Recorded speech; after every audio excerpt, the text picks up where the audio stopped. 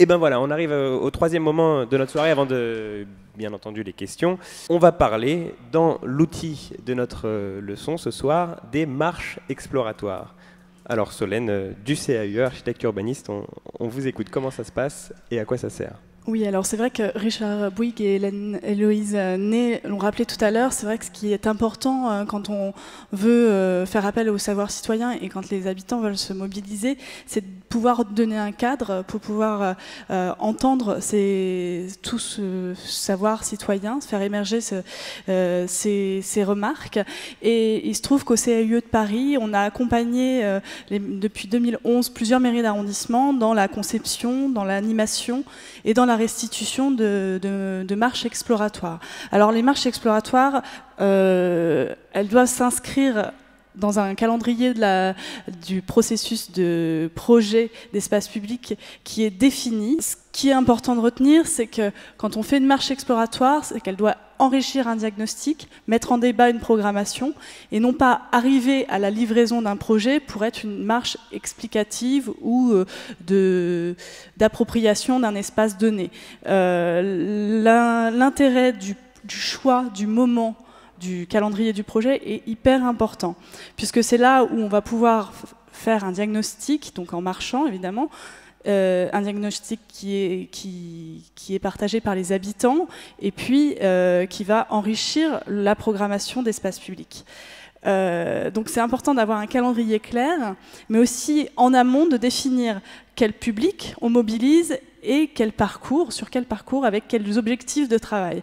Parce qu'il n'y a rien de plus frustrant pour les habitants, on l'a vu au travers des deux interventions précédentes, de partir en marche exploratoire, de pointer des dysfonctionnements ou des aménagements positifs de l'espace public, mais de ne pas savoir pourquoi on le fait et comment ça va être utilisé derrière, à quelle instance rapporter ces informations et comment suivre les projets qu'on a voulu faire émerger.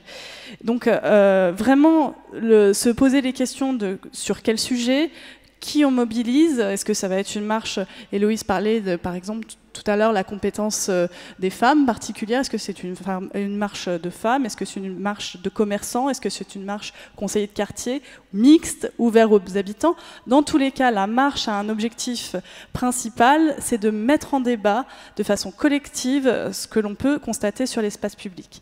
Alors, il y a différents temps au sein de la marche. Cette intervention se veut un petit peu méthodologique. Il y a un temps d'observation qui est capital, une observation individuelle qu'on fait avec ses 5 sens. Là, on est dans l'espace public, c'est le lieu de l'intérêt collectif, mais c'est aussi le lieu du sentiment de bien-être ou de mal-être que chacun ressent dans cet espace.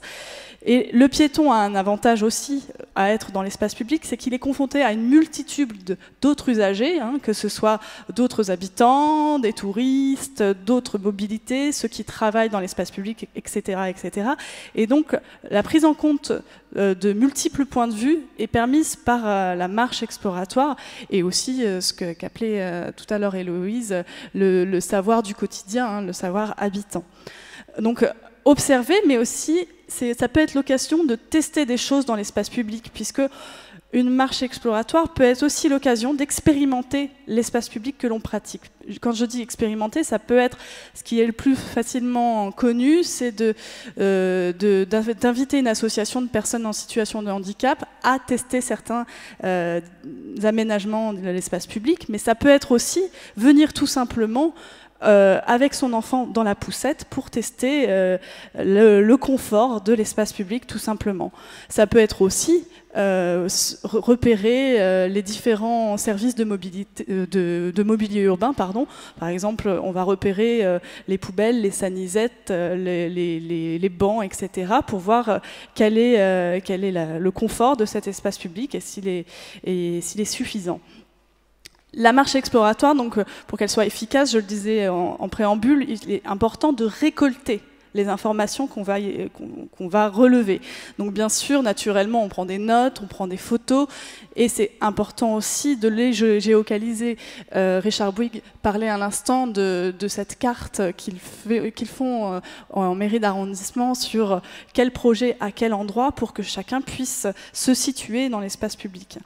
Alors là, je vous mets une petite illustration rapidement d'exemples d'outils que l'on a utilisés pour accompagner la mairie du 18e arrondissement dans le cadre des marches exploratoires qui se sont tenues en février dernier pour le budget participatif 2015. Donc là, vous avez un plan du secteur parcouru qui était complètement annoté au fur et à mesure qu'il était parcouru, bien sûr, et puis une grille de repérage qui compile à la fois l'appréciation de l'état des lieux, des sites, donc par rue ou par place, etc. Et puis aussi la description de potentialités, parce que l'idée c'est aussi ça, de repérer des potentialités de transformation de l'espace public, et aussi de repérer des aménagements qui sont positifs, qui peuvent être des références à d'autres endroits du quartier ou de l'arrondissement. Donc, et la phase la plus importante, hein, évidemment, c'est la phase de restitution de la marche exploratoire. C'est absolument capital. On doit, à minima, je dirais, établir un compte-rendu. Mais alors attention, le compte-rendu ne doit pas arriver 6 mois après la marche, hein, parce que sinon, ça ne sert à rien. On est bien d'accord. Plus personne ne peut l'utiliser après ça. Il y a des outils comme la carte commentée, vous le voyez à l'instant, je vais vous le montrer à l'instant. Il y a bien sûr un gros travail, hein, de récolter ce qui a été dit par chacun, récolter les photos de chacun, récolter parfois des schémas explicatifs, et puis surtout diffuser et partager ce compte-rendu pour que tout le monde soit d'accord avec les participants de cette marche. C'est important d'avoir la liste de qui était là à cette marche pour pouvoir valider collectivement ce qui a pu être dit, pour pouvoir aussi après le porter en réunion ad hoc avec d'autres personnes ou d'autres instances, avec les services par exemple ou les élus. La restitution, et donc là c'est encore des exemples d'outils qu'on a utilisés dans le 18e, donc qui présentent un compte-rendu de façon assez classique, mais bon, qui avait quand même l'objectif d'avoir sur chacun des points relevés un temps de constat, un temps d'objectif sur le site et un temps de projet. Parce que des fois, les objectifs sont clairs pour tout le monde, mais les projets peuvent être multiples, c'est ce que disait Richard Bouygues à l'instant. Et donc, on avait aussi utilisé une carte numérique pour vraiment pointer l'ensemble des sujets relevés lors de ces marches. Voilà. Et pour finir simplement, c'est vrai que cette démarche qu'on a conduite dans le 18e, dont vous avez vu l'utilisation de certains outils, ont permis derrière à certains conseils de quartier et aussi groupements d'habitants, parce que c'était des fois des conseils de quartier et des fois simplement des groupements d'habitants, de porter des projets argumentés sur la plateforme du budget participatif, donc pour le mars 2015, hein, c'était celle-ci. Et là, vous voyez 4 exemples portés au nom du conseil de quartier de Montmartre qui sont sortis de ces marches exploratoires, qui ont été